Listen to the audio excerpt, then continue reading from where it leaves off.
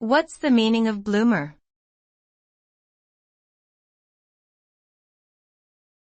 Bloomer.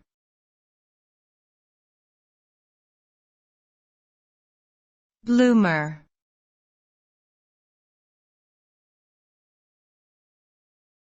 Bloomer.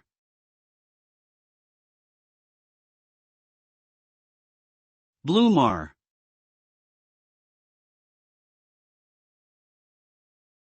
The term bloomer has a few different meanings depending on the context in which it is used.